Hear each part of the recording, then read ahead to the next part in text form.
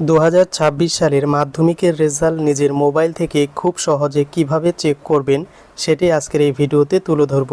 প্রথমে আপনারা গুগল ক্রোমে চলে আসবেন এবং ক্রোমের সার্চ বারে টাইপ করে দেবেন এক্সাম সরকারি রেজাল্ট ইনফো। এই এক্সাম সরকারি রেজাল্ট ইনফো লিখে সার্চ করে দেওয়ার পর প্রথমে একটি ওয়েবসাইট চলে আসবে, এক্সাম সরকারি রেজাল্ট ইনফোর অফিসিয়াল ওয়েবসাইট। এই লিঙ্কের উপর একবার ক্লিক করবেন।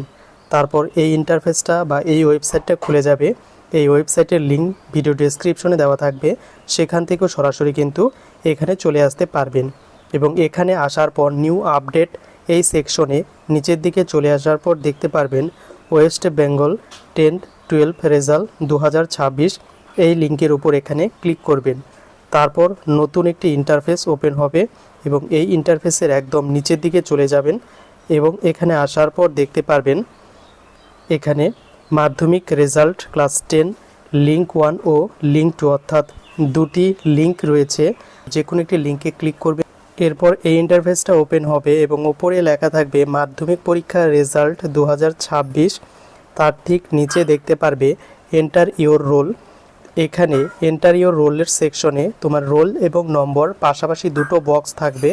রোলের জায়গায় রোল এবং নম্বরের জায়গায় নম্বরটা বসিয়ে দেবে। এরপর এখানে লেখা থাকবে enter your date of birth.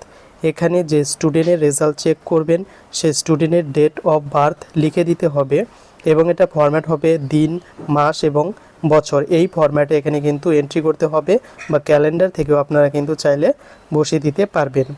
এরপর এখানে যে সংখ্যাগুলো রয়েছে সিকিউরিটি কোড বা ক্যাপচা কোড, এই কোডগুলো হুবহু এখানে ফিল করে বসিয়ে দিতে হবে। এরপর নিচে যে সাবমিট বাটন রয়েছে এই বাটনে ক্লিক করলেই মাধ্যমিকের রেজাল্ট নিজের মোবাইল স্ক্রিনে ভেসে উঠবে।